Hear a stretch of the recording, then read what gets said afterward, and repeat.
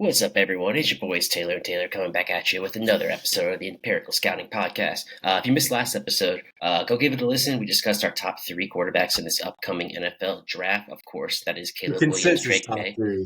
Consensus top three, but it's Caleb Williams, Drake May, and Jaden Daniels. It's pretty obvious who that's going to be.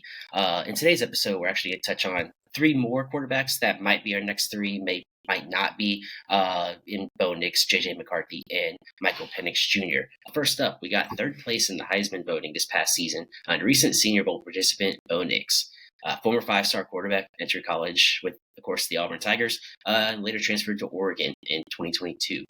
Last year, he accumulated 4,500 passing yards with 45 touchdowns and only 3 interceptions. He added 230 yards on the ground and 14 touchdowns. So he put up some crazy numbers, Heisman-worthy numbers, I will say. Former top prospect, he had some interesting few years at Auburn, trying to fulfill that, that legacy he had there. He really came to his own at Oregon.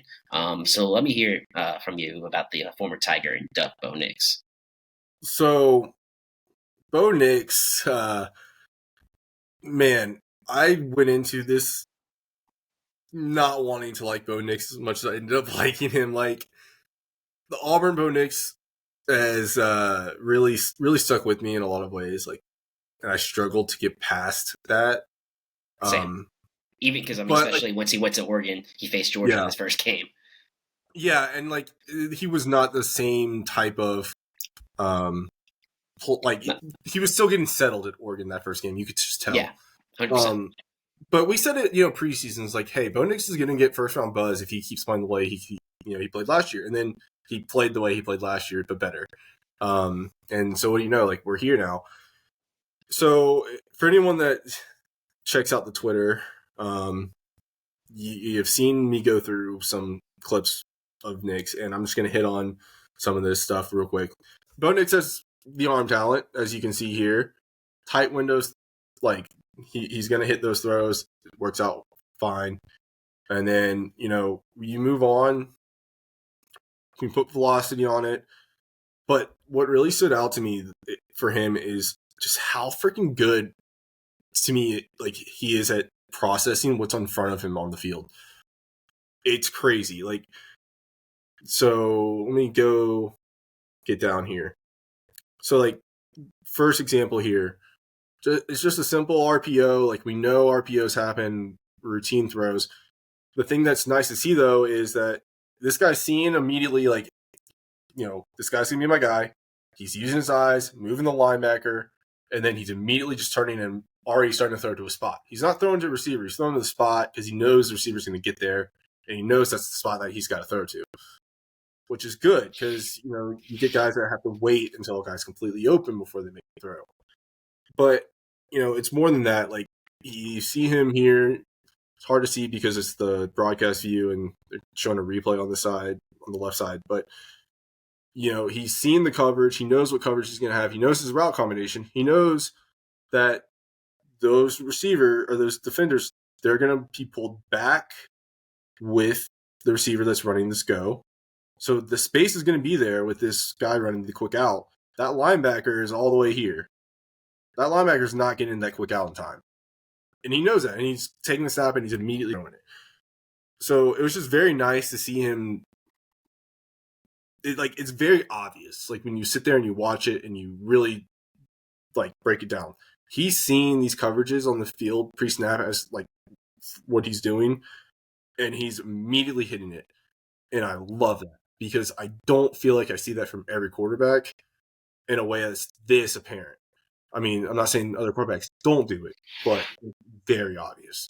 Yeah. So my question to that, do you think because he can process the defenses pre-snap so well, that he's displayed that could lead to some of the, quote unquote check down Bo throughout the years? Because to me, everyone always talks about, his ADOT and how he doesn't really throw the ball. He, everything's 5 to 10 yards out there and his receivers are doing a lot of the work for him.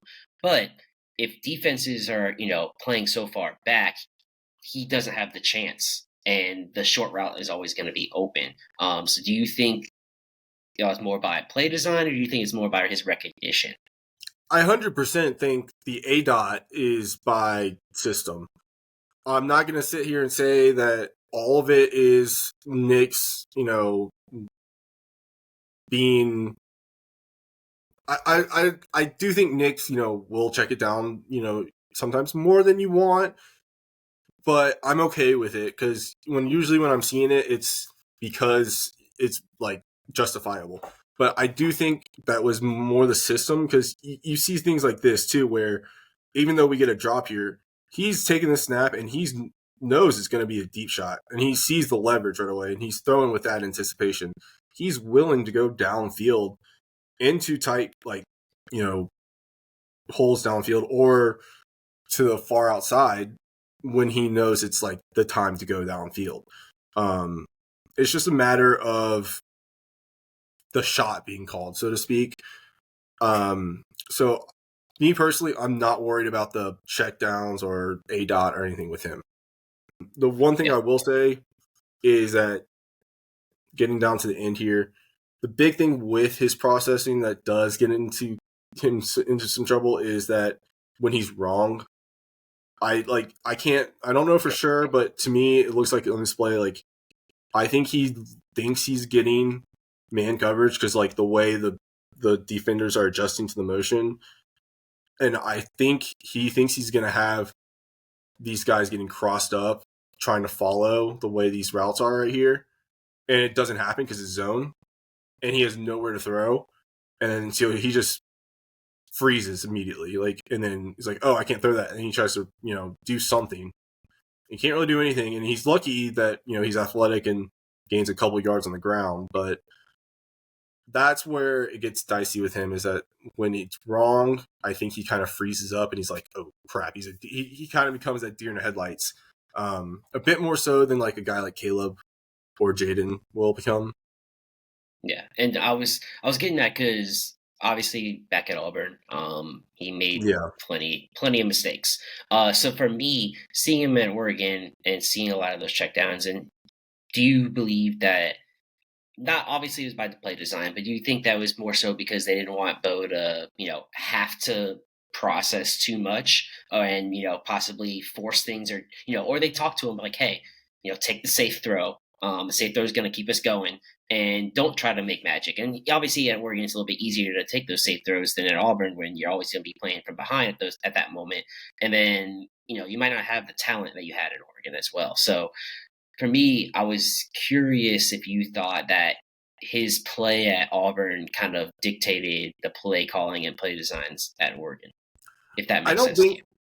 it definitely makes sense. I don't think it necessarily dictated the play designs like this one that's on the screen right now. Like I think they were okay with him taking shots, especially the way he took care of the ball. Because even when he did push it downfield, like he really didn't put it at risk in ways that I saw at least. Yeah, I mean, only 3 interceptions this past year, so he took care of The the ball.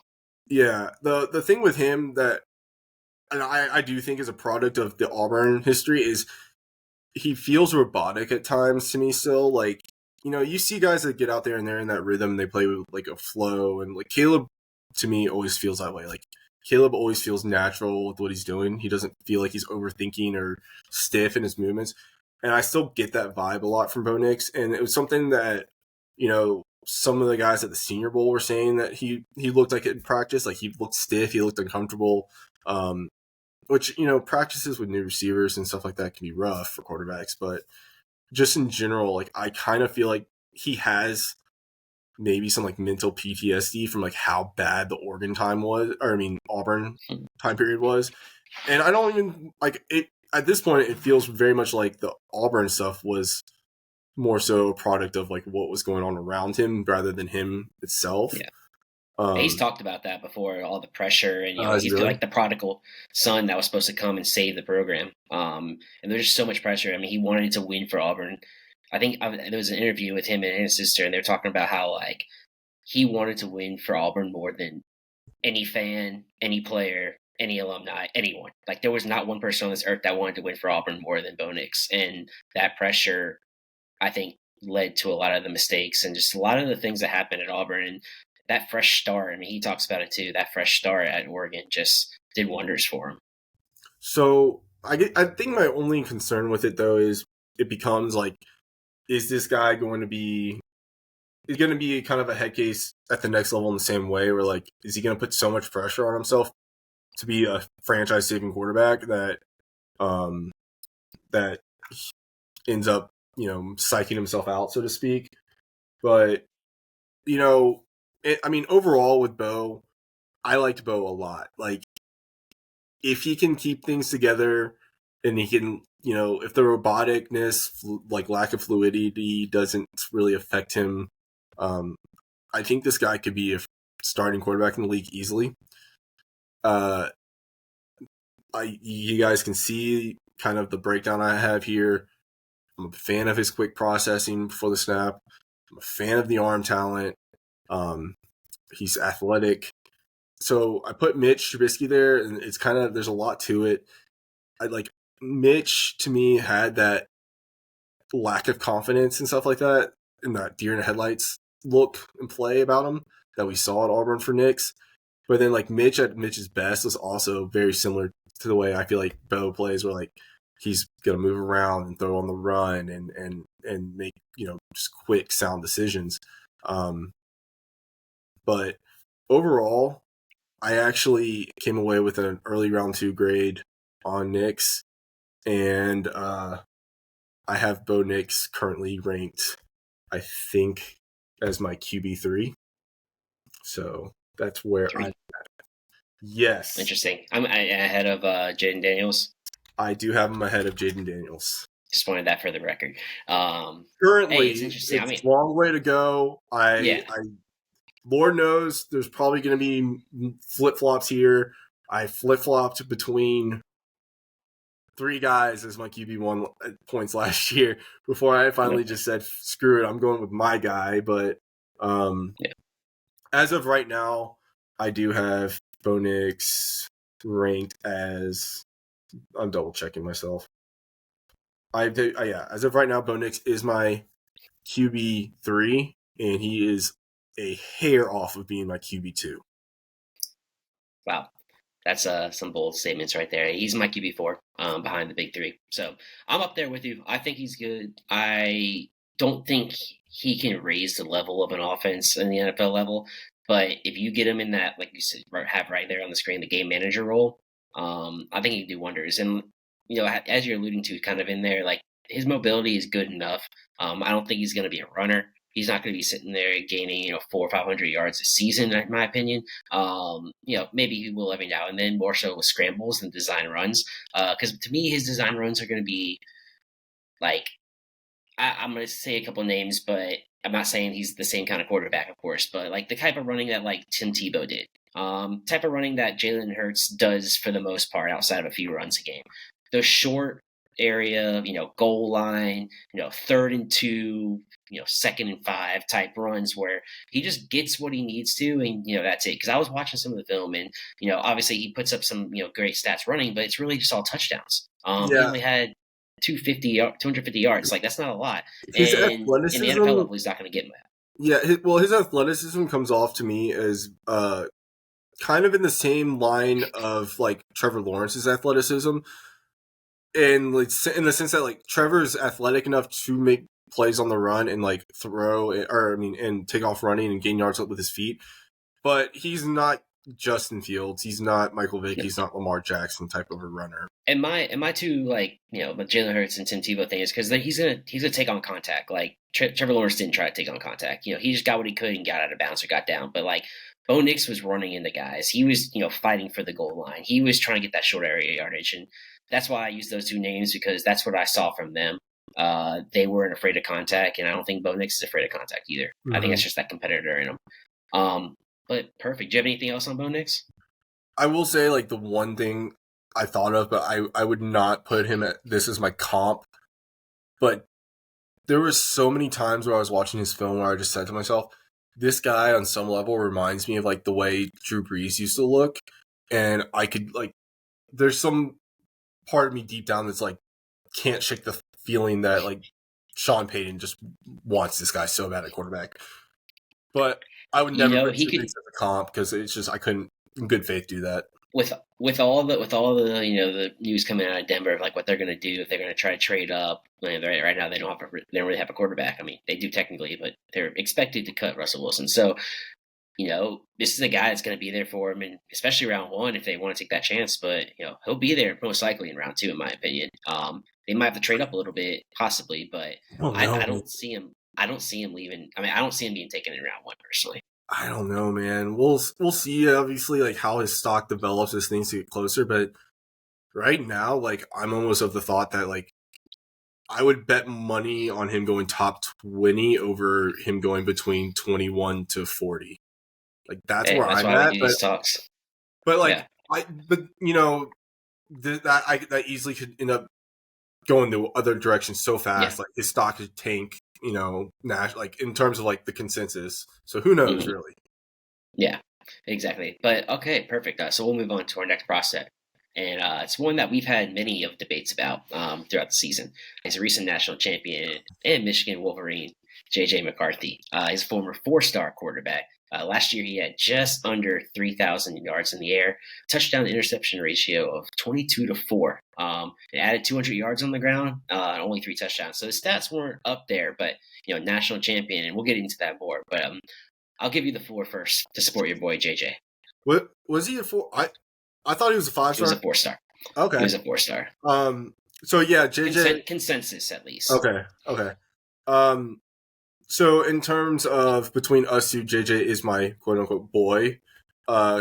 My colleague here does not see the same things I see necessarily, but as far as I know, We'll get into it. Yeah. but I'm a fan of JJ McCarthy. I've been a fan for a long time now.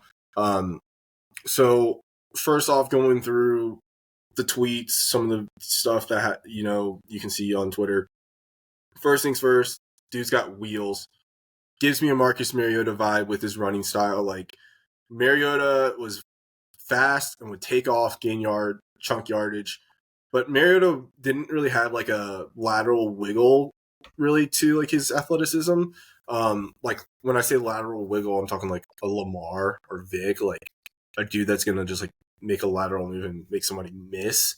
It's very straight line, but he's got wheels. He supposedly runs in the 4.4s since getting to Michigan. But we'll see if he decides to run the combine. Now, on top of the athleticism, it allows for him to be able to roll out and make throws on the run and off platform like this one, which is, very nice to see. And you're going to notice in this thread, if you go through it, I have a lot of clips from the TCU game last year. And that's because even though they lost that game, that was one of the games where like he really was allowed to cut loose and just let it fly. And we'll get into the whole game manager thing here, but arm strength. I don't think he's got an elite arm, but I think his arm is good enough. Like I think his arm is going to get it done. You can see that he can make throws, not just like distance wise with velocity, but he's going to make a throw into tight windows. And he's got the confidence to let those rip. Like he's not going to shy away from that. And that's one of the things that, you got to hit on with McCarthy is the intangibles are there. Everything you hear about this guy in terms of like character wise is teammates love him. Teammates want to play for him. He's a great leader. He's put together mentally, and that he is apparently a wizard of a processor on the field. And I can't say I think I know that, but from what I can tell, like I think he's a dang good processor. You go through this and you can see that his processing, I'm a fan of it. This guy sees what's on in front of him on the field. He knows where things are going to be, and he hits those throws. He gets this cover 6 look, and he knows that in cover 6, the first corner, the outside corner, they have to carry anything that goes deep, especially the number 1. So this guy's the number 1, and the corner, but this guy goes in motion, makes the slot guy technically number 1. Slot guy goes vertical, this corner carries. This linebacker doesn't get out there. He's got the wide open flats. Goes to Tampa 2 against a 4 verts switch kind of look. Doesn't have anything. Immediately goes to the running back and gets a first down from it. Like, doesn't even hesitate because he sees immediately, like, okay, they have a coverage that's going to take away these 4 routes. But JJ kept torching the cover 6. I mean, I put the vision cone there because I didn't want to like have too long of a clip, but you see it really clearly when it goes to the end zone view. You see him look left, you see him look right immediately because he knows the top was taken away, and he hits the running back again. Which I know people are going to be like, oh, these are just checkdowns, but it's the processing of it. It's it's the recognition of, hey, I went this way, I went that way, they weren't open, so I went to here. But here's one that's not a cover 6. Or, I mean, not a check down. So you get cover 6, right? In cover 6, this guy, the outside corner, has to carry anything vertical over 10 yards deep downfield. So he's carrying the number 1 deep downfield. This inside guy also has to carry anything that the number 2 does. If the number 2 goes vertical, this inside guy also has to carry him downfield. If the number 2 does not go vertical, then he can sit in his zone. So we get 2 vertical routes. These guys carry those routes, and that leaves nobody sitting in the zone over here. So he knows as soon as he gets past the little rub that he's going to come wide open. And if you just watch it play out, he starts throwing as soon as he gets that rub point. He knows it's wide open, and he gets the yards. So, I mean, overall, like, I can just keep going on and on with this for a long time. I love JJ McCarthy's processing. I have no problems with how his role played out at Michigan, and I'm a fan. And I also have JJ McCarthy graded pretty dang high, and I'm gonna let you go ahead and hit on your stuff. I've come around a little bit on JJ.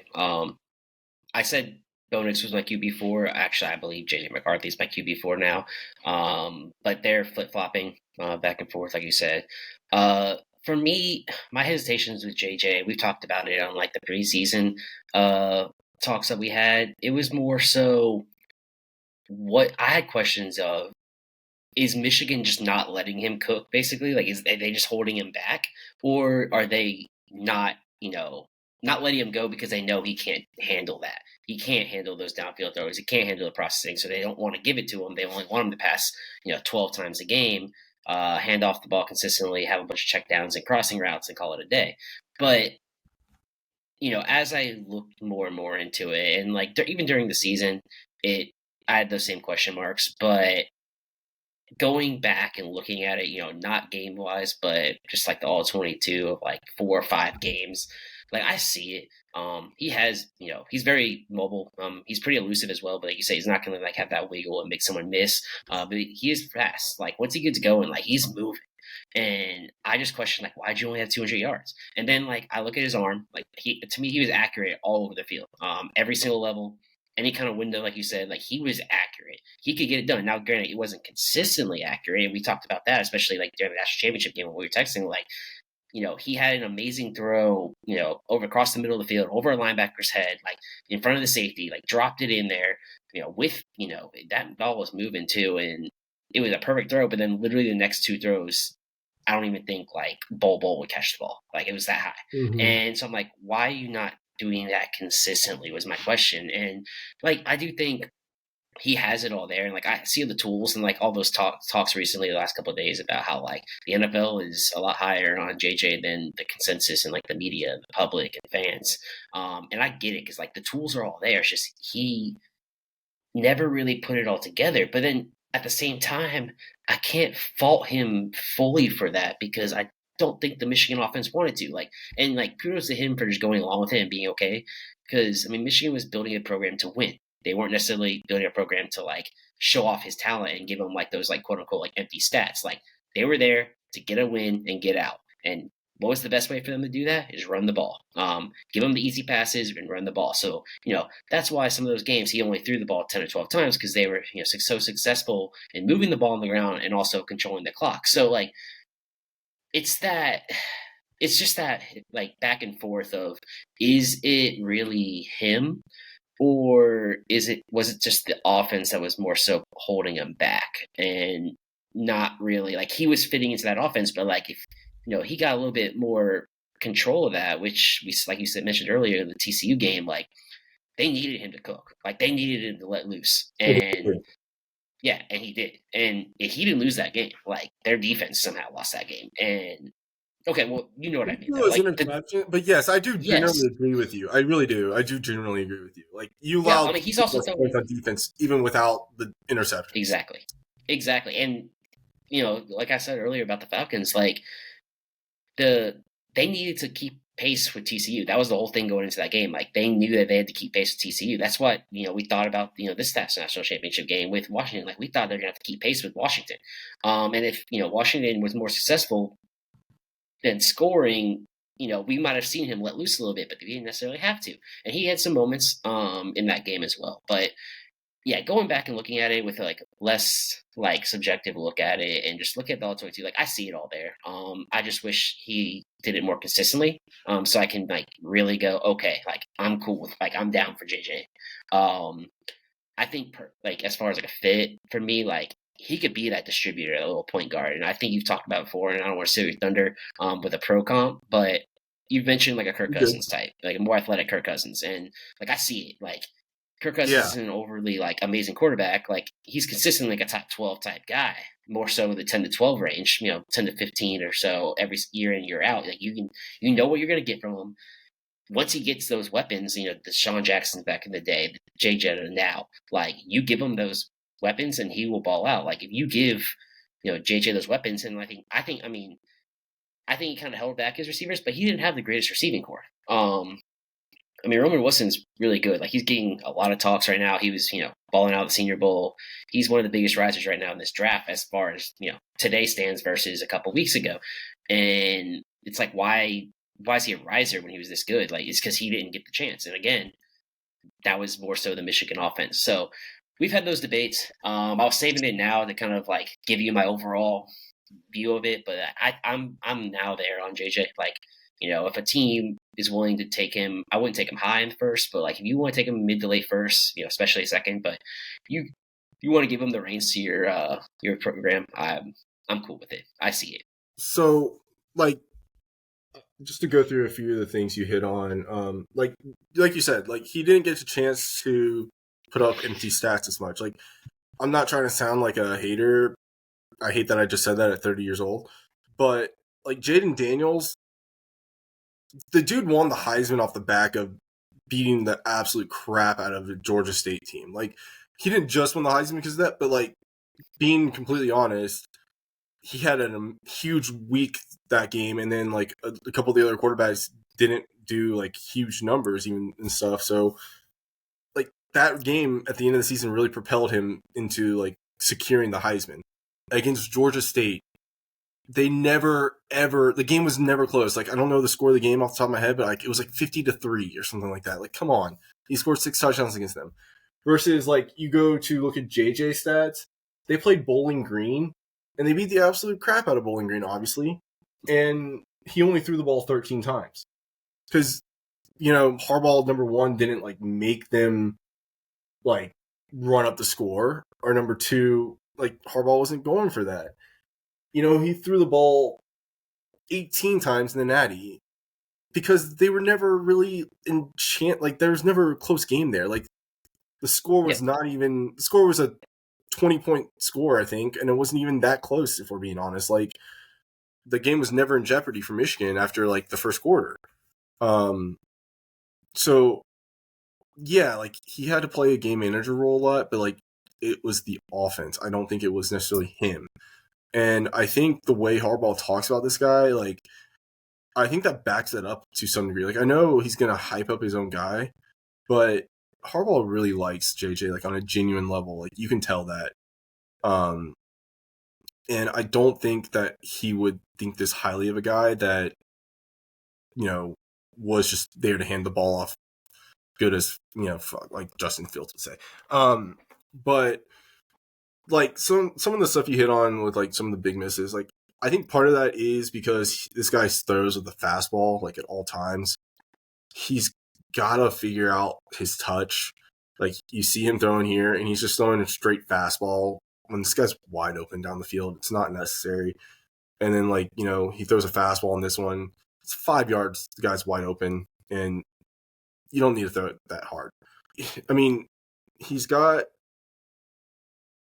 pretty clean mechanics for the most part, aside from that. Like his footwork is fine. He's processing all over the field. He distributes. He's a leader. Like I don't know what else you really could want from a quarterback you're going to invest in. Yeah. I think it's just more so people didn't see it. Yeah. And I mean, which is fair. Fair. Like you said, like he didn't have a lot of, empty stat type of game or even, just pop-off games. But I think he's shown enough when you really, like you said, look at it in deep dive.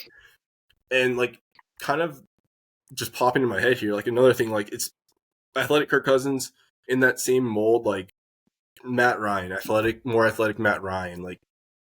Obviously, we think very highly of Matt Ryan here, but, Matt Ryan's the kind of quarterback that kind of went under the radar for so many years for so many fans, just because he wasn't very flashy in the way he went about things.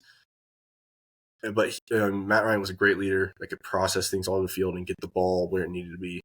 I'm not trying to say JJ McCarthy's got MVP type of future or Hall of Fame type of future, like Matty Ice does, but I do think JJ can play into that kind of archetype.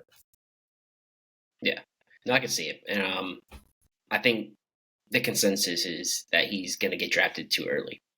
This is my prediction as right now. Is I think a team's going to take a shot at a mid.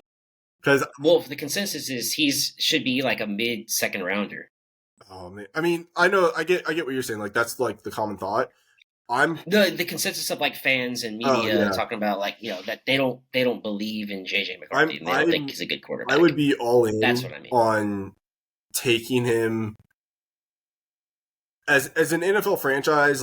If I needed a quarterback, I would be fine taking this guy in the middle of the first round and on. Yeah. Agreed. And Denver, for our franchise, 100%. And I think something like our franchise, if we don't sign a Kirk Cousins or trade for Justin Fields or somehow draft a Jane Daniels or move up for Drake May or move up for Caleb Williams, of course that's not happening. But if we don't do any of that and say we stay at 8, I would be floored if we just drafted Jared Verse, Dallas Turner, Latu, just one of those guys at 8, and then traded back into the first and selected JJ McCarthy. I'd be perfectly cool with that. I'd be excited. I think honestly, I could talk myself into him at 8. I don't think I would love it off the top of initially, and I don't love it now. I would prefer a trade back, but I do think over the course of the summer before the season starts, I could probably talk myself into being okay with this value. Yeah. But I don't know if that's necessarily the way you want to react to a pick, to have to talk yourself into it, truthfully. Yeah, exactly. I think it would be a little bit too rich, but hey, it's a quarterback, and quarterbacks are a little bit different, and that's why they get pushed up the board.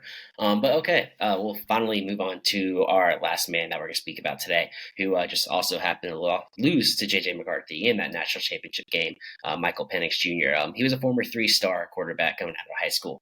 Started his career at Indiana, of all places, and he showed some flashes, including beating Michigan. During that, I believe that COVID year at Indiana, they ended up being ranked 10 or 11 at the end of the season. So, I mean, he showed some flashes on some teams that weren't very good. But after a few injuries that I'm sure we'll get to later, he found his way out to Seattle. And, of course, just led them to the national championship game this past season. Little older prospect, amassed about 4,900 yards to the air, 36 touchdowns, but also had 11 interceptions. He also did add 3 touchdowns on the ground. I don't believe he had more than 10 yards rushing at the end of the day. So he's not, the most mobile, even though he is kind of athletic, which is kind of surprised me because he's pretty capable when needed. But he did show some real promise at Indiana, like I said, but suffered injury after injury, found his way to Washington, led him to a national championship game. So let me hear your thoughts on the Heisman runner-up. So yeah, I mean, I guess I kind of spoiled it on accident, but we'll go. I'll start with the Twitter stuff, like I did with the other ones. So, like you said, injury history, can't ignore it. Major red flags right off the bat. This dude's had season-ending injury after season-ending injury after season-ending, Yeah, like I said, it's 2 ACLs and 2 shoulder injuries. Yeah, season-ending. It's a lot. And, one of the counterpoints I want to say, like, maybe Jordan Reed of ESPN talks about is, like, when do we give him credit for having stayed healthy for 2 years? And it's like, yeah, sure, that's great. But that doesn't change the fact that, 4 straight season-ending injuries is a lot. Like, that's gonna get you got to worry about that regardless. So that's the main thing. And then, on top of that too, like you said, he's an older prospect. Bo Nix and Jaden Daniels get kind of that like old label sometimes. But I mean, and they are older prospects. Like they played 5 years as five-year starters in college, which is something Kenny Pickett kind of did too with the COVID stuff. But Penix even takes that a step farther because he's a 6th year. Yep. And so this guy is coming into the league almost 25, which was something that, like, people knocked Hendon Hooker for. I knocked him for that big time. So, like, you got just out of consistency, gonna do it. There's another guy that people also knocked for that. Yeah. Oh, yeah. He's actually right here. Yeah. God bless. I'm just kidding. Hope that he, can live a long and fruitful life and hopefully, overcome some of his stuff, but also FUGA.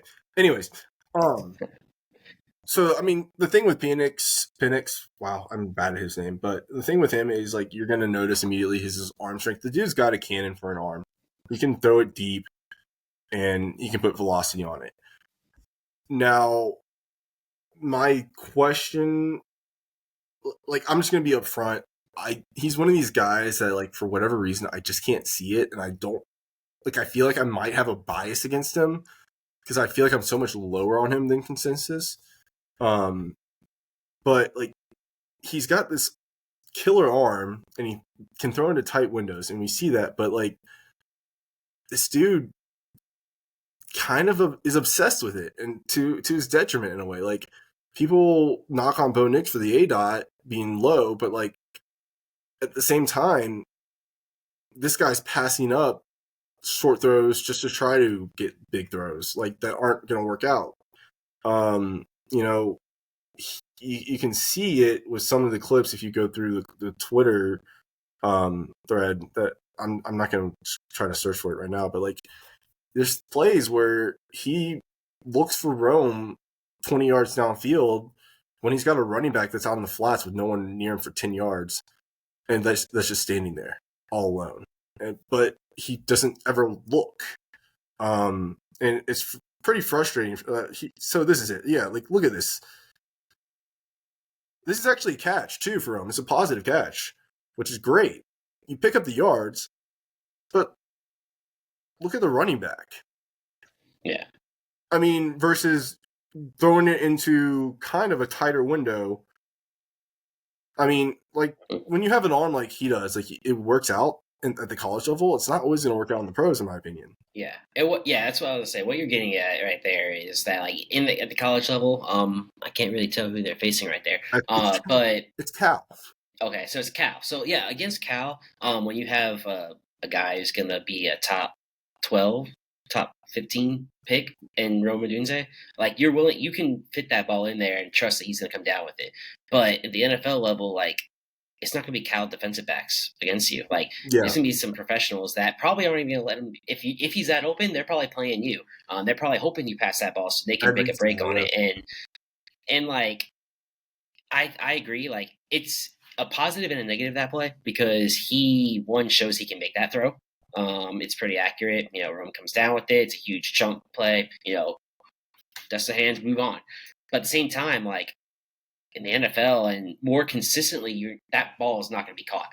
Like I give it like maybe 35% just off the top of my head Right. chance of that play being successful, but it's like a 95% success rate if you just dump it off to that running back right there, Mm-hmm. and he's one-on-one with that defensive back. Yeah, I mean, Like he could probably get something like that, like 20, 30 yards.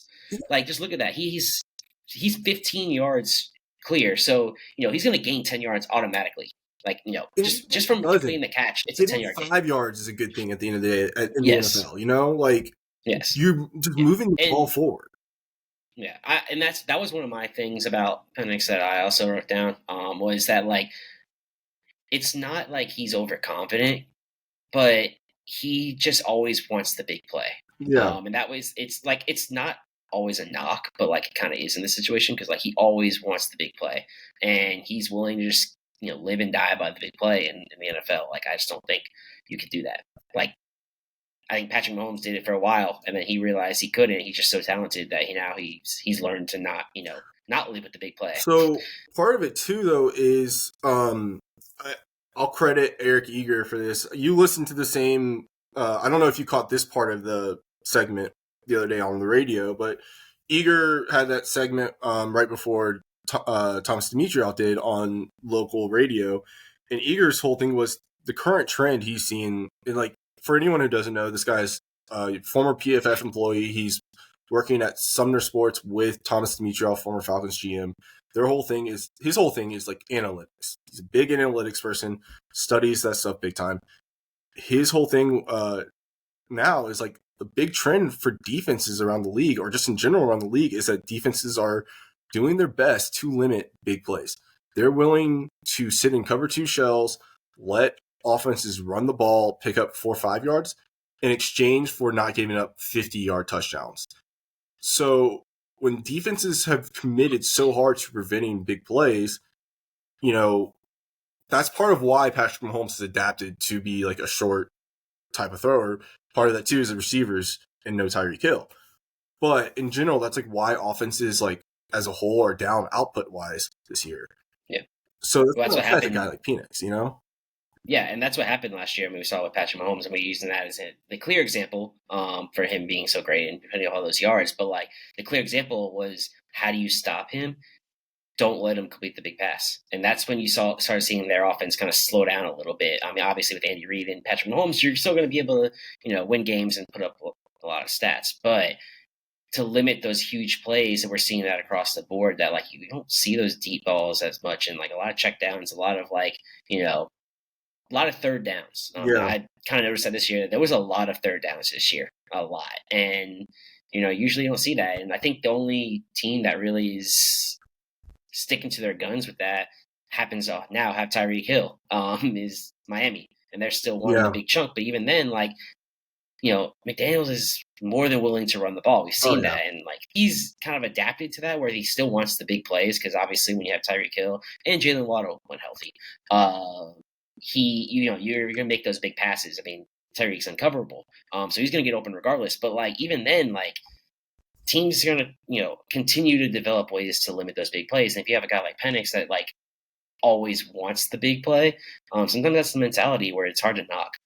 Yeah, I mean, so number one, I think it says something that, like, I pointed this out a few weeks ago in our group chat, but like not that long ago, the NFL league leaders in touchdown passes were like passing for 40 plus, sometimes 50 plus touchdowns. Like we had years of like where Manning and Brady and even Mahomes hit 50 touchdowns or more throwing. And this year, like Dak was the leader, and I want to say like he was at like 38 or something like that. Like these teams are cutting down those kind of plays. But like I'm just gonna say this because I really like that I thought of this, even though it's not creative. Like his whole philosophy just felt so often be like, F it, Rome's down there somewhere. That's how it felt so often. And like I don't want to attribute his success just to like Rome, but I saw it so often where like it just felt like he stares at Rome or he stares at McMillan or Polk or whoever his primary reader was. And I was going to say, he had some other good receivers as well. I mean, his receivers were better. He was surrounded. Like Panthers. Um, Yeah. but like it feels like he's staring at his primary read a lot, and it feels like these people he's gotten a reputation as like a processor, like a pre-snap processor wizard, and I don't see it. Like I see this guy staring down his read, and not like I don't think he throws with a lot of anticipation. Like he has some, like, but you go look at the clips I've put on Twitter of how many I pulled of like JJ and Knicks just from like one game each. Like there's a few games mixed in all these threads, but just from, like one game each. There's multiple clips of JJ and Knicks thrown with anticipation, and they weren't hard to find. They really were not hard. Penix, I had to like really try to find it, which kind of concerns me, truthfully. So, like, going back to this, like, I have him like a mid round 3, round 4 type of grade. He's the kind of guy like almost like a Desmond Ritter or Malik Willis type of situation. Like I'm willing to take him in the middle of the draft and like see if like I'm trying to think of a situation like hypothetically if Russell Wilson goes to Atlanta. I don't want this, but teams do this. If like Russell Wilson goes to Atlanta, I wouldn't mind as a GM like grabbing him too and like seeing if he can be the guy that can do that transition, like they tried to do with Williams and Tannehill. So my answer to that is one, I don't want that for Atlanta. I don't want that either. I was thinking more, and it's a team we just talked about a little bit earlier, but Seattle. That's another one. They had Geno Smith, who's a veteran. You get Penix. You're probably gonna have to get him in round 2. To be honest, I agree. Mid to late round 2 is where I would take them. But quarterbacks are quarterbacks; they get pushed up sometimes. But then again, they usually get pushed up in the first. If they're not taking in the first, then they start falling. We'll see. And so it's either usually first or then third, fourth, and so on. So that second round is kind of that sweet spot for all the other positions that aren't quarterbacks for a lot of people, or edge, I should say, for a lot of teams. But my thing is, in a Seattle, one, he's still in Washington. Like he's home. He's home. I know he's not from there. I know he only played there for a couple of years, but I think Washington wants to claim him more than Indiana or wherever he's from. I'm for sure. Really familiar with where he's from, but so that's like his quote unquote home. So he showed success. He brought Washington back to the playoffs from 2014, 2016 when they were back there. Freshman year. Yeah, Browning got housed by Bama. But he brought them back to quote unquote relevancy, and if he stays in that area, he's gonna have fans. And they're probably going to want him to play, especially depending on how Geno is. Geno is a veteran. He put him under his wing, let him learn. I think Geno probably knows he's not going to have that much more time left, especially as a starter in Seattle, let alone in the NFL. So he's probably going to be willing to guide him a little bit. And not only that, it puts him on an offense that I believe is most similar to what they had. I mean, assuming they keep DK Metcalf. I know his contract's coming up, but I don't think you can really get rid of DK Metcalf. But hey, Tennessee got rid of AJ Brown, so you never know. But they have DK Metcalf, they have Tyler Lockett at least for another year. They'll have JSN, they have Kenneth Walker. Like he has weapons, and I believe that kind of a team, as it's built currently, is a perfect team for Penix to go in there, kind of learn the ropes, and then assuming they aren't, fighting for the playoffs or fighting for a top seed, he might get in there. And then also Geno gets hurt. So yeah, I mean, there's plenty of chances for him to play, and I think Seattle would be like a perfect fit for him. I do see your train of thought there. Like it's definitely on point in my opinion.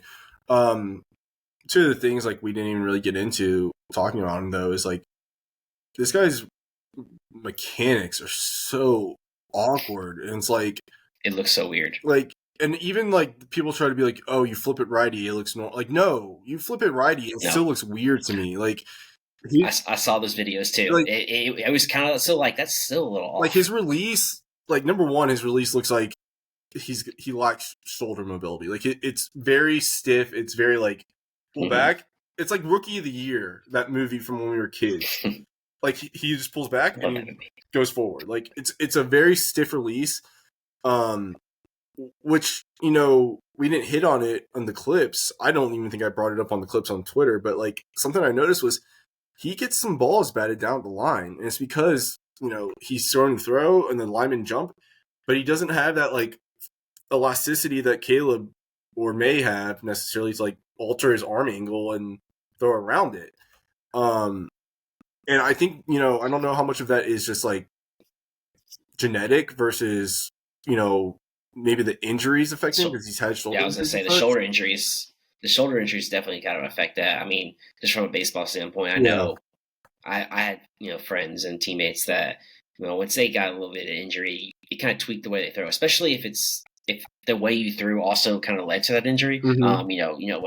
What goes on in the shoulder isn't always, just a hit and it makes it worse. Like sometimes the way you're throwing so much, it kind of, starts tearing at things and then, you get hit and that's when everything, goes down. And so for me, I think some of that is probably the shoulder. Right. But it's those mechanics worry me, truthfully. Like that affects how you can do things at the next level more than people realize. I completely, and I'm not alone here. Like, I completely ignored like the concerns with Justin Fields' throwing motion and throwing mechanics. I didn't think it was going to affect him. I didn't think it was a big deal. I was like, Fields is a surefire guy, and like while he's had some success on some level in Chicago, like part of what's wrong in Chicago and some of the issues is like they can't operate the quick hitting pass game as much as you would maybe want because he does that baseball like type of throwing motion where he's pitching like rearing back to throw, whereas like you get Brady was great at it, like the GOAT at it, and like Mahomes is good at it, Kirk Cousins is really good at it, but like they get the snap and it's just like boom, like gone. It's less telegraphed. It's the quick motion. Yeah, it's less telegraphed. Like it gives the defense less time to really react.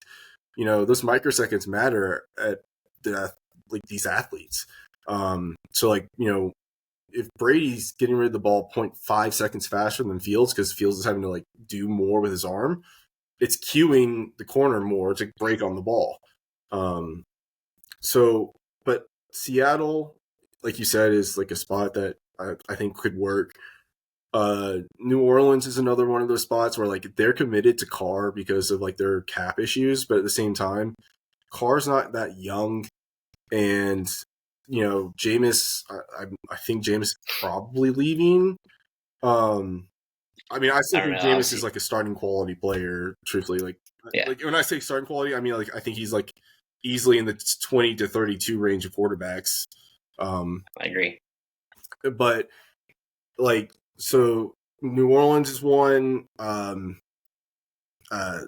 Maybe like the Jets. Truthfully, like they're gonna trade Wilson. They want to take a mid-round stab at a quarterback to have under Rodgers. I had one idea that I was gonna run by you before we finish up. As far as a landing spot, and it's gonna seem a little off, but you'll see why in a sec. Why I said it once I give you the name. But what about the Rams? No, I don't think that's like off the wall really at all. I could see it. I feel like I feel like McVay may shy away from it depending on his analysis of Penix because that's fair. And I say that because like I've noticed or like so my opinion is that like he's not that great of processing or throwing with anticipation. And like you said, he's athletic, but like he's not overly athletic. And like he doesn't really have like that arm, flexibility and such.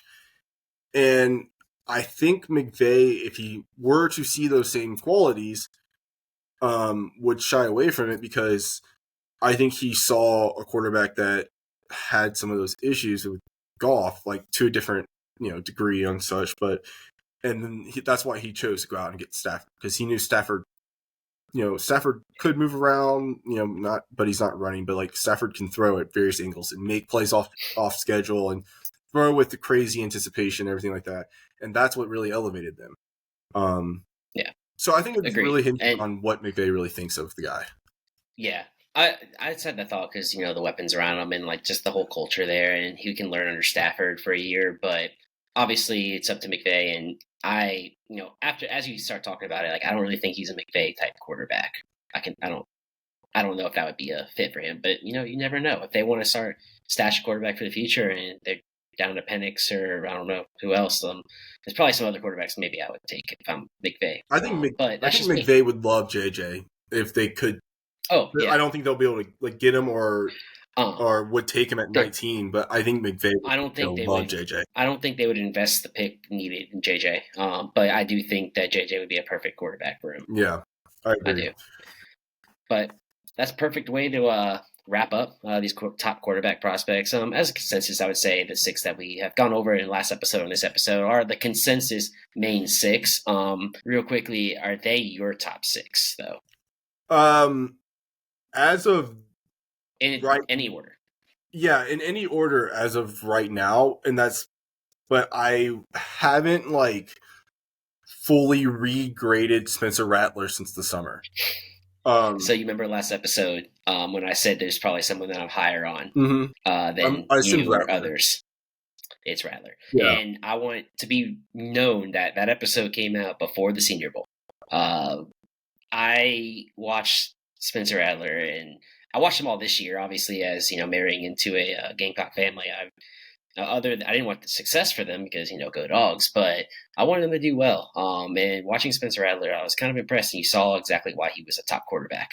And without getting too far into it, I came away extremely impressed, and I think it's just the mental side and the mistakes that are holding me back from putting him above Michael Penix. So these are also my top 6, but Spencer Rattler is banging on that door, and I won't lie, I have a feeling that he's going to break down that door before the draft. Yeah, like I said, these are currently the top 6. Haven't regraded Rattler, and like I haven't given full grades like everybody yet, but Rattler's the only one I think would even have a shot at breaking into it, and I've started, on him. We can get into that in a future episode about it. Like, we probably won't break down a lot of the other quarterbacks as much as these 6. These are the consensus 6, but I do have a feeling we'll have an episode coming out with a handful of these other quarterbacks that might make some noise. Be on the lookout, kind of like those sleeper guys that are going to be drafted in those mid to late rounds that could possibly have a chance. But that'll do it for this episode of the Empirical Scouting Podcast. Follow us on all social media platforms such as Twitter, TikTok, Instagram, all at empirical_scouting. Go ahead and drop us a like and subscribe to our channel if you're watching on YouTube. Leave us a 5-star rating if you're listening to us on Spotify. And for Taylor, I'm Taylor, and we'll see you next time. Follow Twitter. Peace. Quality content. It is quality content. 1, 2,